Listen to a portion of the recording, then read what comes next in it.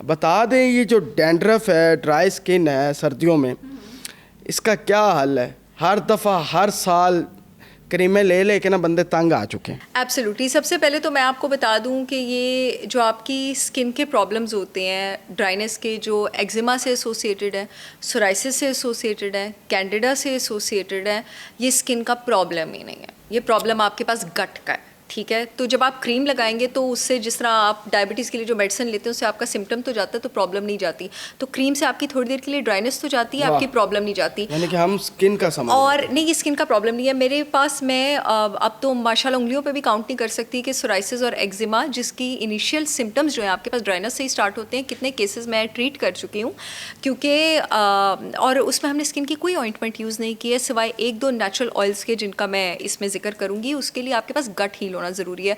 और जब आपके पास हेयर में भी डैंड्रफ शुरू होती है, चाहे आइसोलेटेड भी शुरू, आइसोलेटेड से मुराद ये है कि आपके सिर्फ सर में डैंड्रफ है और उसके अलावा आपको कोई सिम्टम नहीं है, तो उसका मतलब है कि आपका गट का बैक्टीरिया गंदा होना शुरू हुआ है। तो नौबत यहाँ तक पहुँची है। मैं ज़रा उसकी वजह भी बता देती हूँ कि क्या है। आपके बॉडी में जैसे गुड बैक्टीरिया होता है, बैड बैक्टीरिया होता है, वैसे गुड फंगस होता है और बैड फंगस होता है। आपकी स्कैल्प में एक फंगस होता है मेलासीजिया। मेलासीजिया जो है वो अदरवाइज़ तो आपके नॉर्मल फ्लोरा का हिस्सा है और उसके लेवल्स अदरवाइज़ नॉर्मल होते हैं, लेकिन अगर आपकी बॉडी में, आपके गट में गुड बैक्टीरिया नीचे जाना शुरू हो जाए और वो आपकी बॉडी में एक्सपैंड करता जाए और आपके स्कैल्प में भी हो जाए, तो इस फंगस की ग्रोथ बेकाबू हो जाती है। और ज़ाहिर है, जब भी कोई चीज़ औकात से बाहर होती है तो उसको फिर नुकसान ही उठाना पड़ता है। इसलिए हर इंसान को अपनी औकात में रहना चाहिए, ठीक है।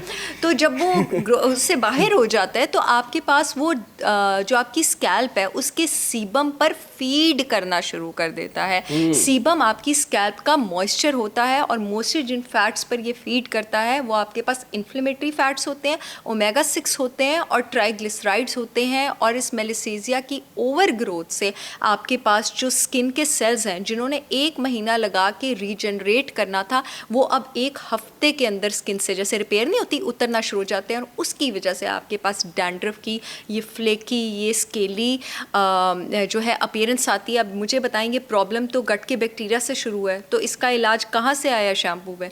मैं आपको एक और भी रीज़न बता देती हूँ। मैं ब्रांड का नाम तो नहीं लूँगी। हमारे मुल्क में क्या, पूरी दुनिया में सबसे मशहूर जो एंटी डैंड्रफ शैम्पू है, ठीक है ना, तो आपके पास उसमें है क्या? उसमें आपके पास जिंक पायरेथोन है। जिंक पायरेथोन आपके पास एक ऐसी मेडिसिन है जो कि for the timing it acts like an antibiotic, और ये इस फंगस को तो वहाँ से स्ट्रिप करता है, लेकिन उसके साथ साथ उसका साइड इफेक्ट भी है। इसलिए अब इसको यूरोप में बैन किया जा रहा है, बिकॉज इसके potentially damaging, dangerous, cancerous side effects आपके पास सामने आ रहे हैं। तो ये थोड़ी देर के लिए तो आपके प्रॉब्लम को हील कर देता है, बिकॉज एक एंटीबायोटिक है। जैसे आपको एक्नी हुई और एक्नी आपको एक्नी के लिए आपने फौरी तौर पे एंटीबायोटिक ली, क्योंकि एक्नी आपके पास कॉम्बिनेशन है एक बैक्टीरिया का और आपके हार्मोन के ख़राब होने का। लेकिन अगर आपने हार्मोन के मसले को एड्रेस नहीं किया, आपकी एक्नी आपके पास वापस आ गई है, तो उसी तरह आपके पास आपकी डैंड्रफ भी वापस आ जाएगी। लेकिन जब आप अपने गट को हील करेंगे तो उसके बाद आपका डैंड्रफ आपके पास कभी वापस नहीं आएगा। अच्छा डॉक्टर साहब, जिनको ड्राई स्किन का मसला होता है, ठीक है,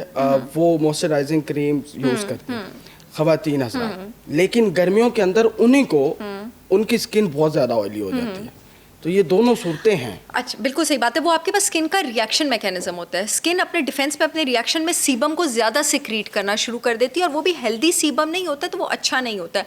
और दूसरा मैं आपको बता दूं कि मॉइस्चराइजिंग क्रीम की जगह आप प्लीज़ नारियल का तेल यूज़ किया करें।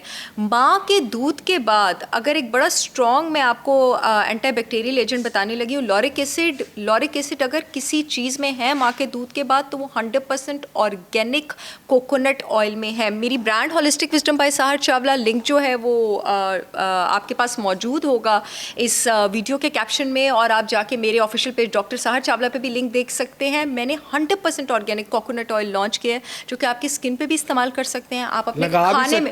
मैं रात को अपने मुंह पे थोप के सोती हूँ, ठीक है, और आप अपने खाने में भी इस्तेमाल कर सकते हैं। एंड ऑनेस्टली, अगर आपको डैंड्रफ की कोई प्रॉब्लम है या नहीं है, आप ये हैबिट बनाए ना कोकोनट ऑयल पूरे मुंह पे थोप के रात को सोने की, और सुबह जब आप उठेंगे आप अपनी स्किन साफ कर, स्किन कोकोनट ऑयल से क्यों डार्क? लोग कहते हैं जी आई नो आप इसलिए पूछ रहे हैं, लेकिन इससे आपकी स्किन डार्क नहीं होती, आपका चेहरा चमक रहा होगा। इनफैक्ट आपके चेहरे से ये सारी डर्ट रिमूव कर देगा। मैं आपको बता रही हूँ, माँ के दूध के अलावा लॉरिक एसिड जो कि एक बड़ा पोटेंट एंटी माइक्रोबियल अगर किसी चीज़ में अवेलेबल है तो वो कोकोनट ऑयल में अवेलेबल है। और कोकोनट ऑयल आप अपने पास स्कैल्प के ऊपर भी लगा सकते हैं जहाँ पर आपको वो है डैंड्रफ का प्रॉब्लम है।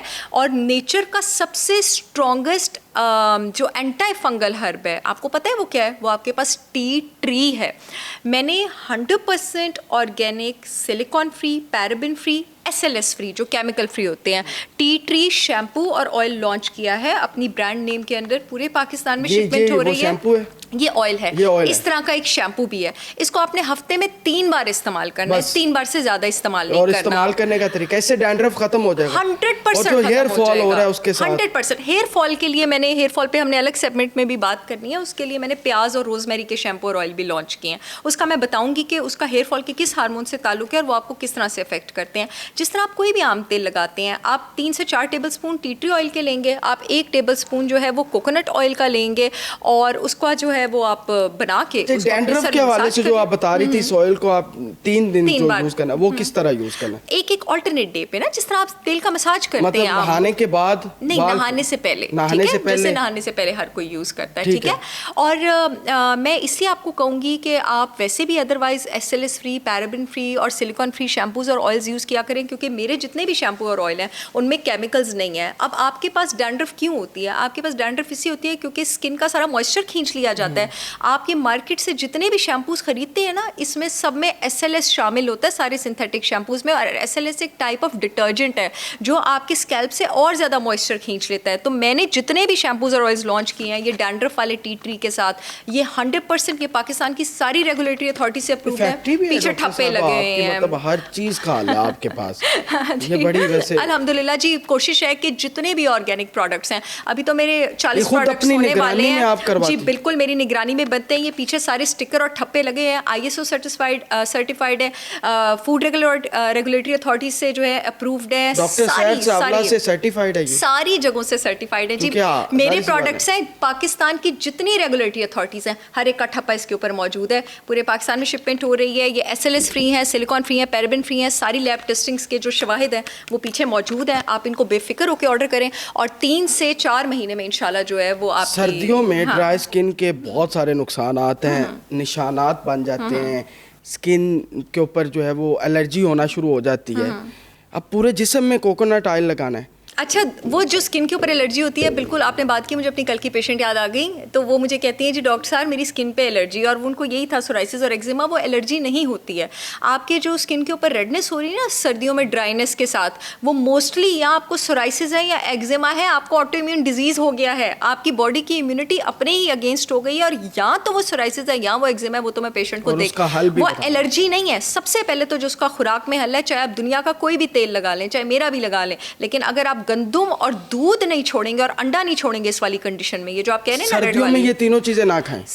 ओवरऑल अगर किसी की स्किन पर ये कंडीशन आ गई है तो आपने कम से कम 6 महीने अंडा, बड़ा गोश्त, गंदुम और दूध नहीं खाना, चाहे वो आसमान से उतरो।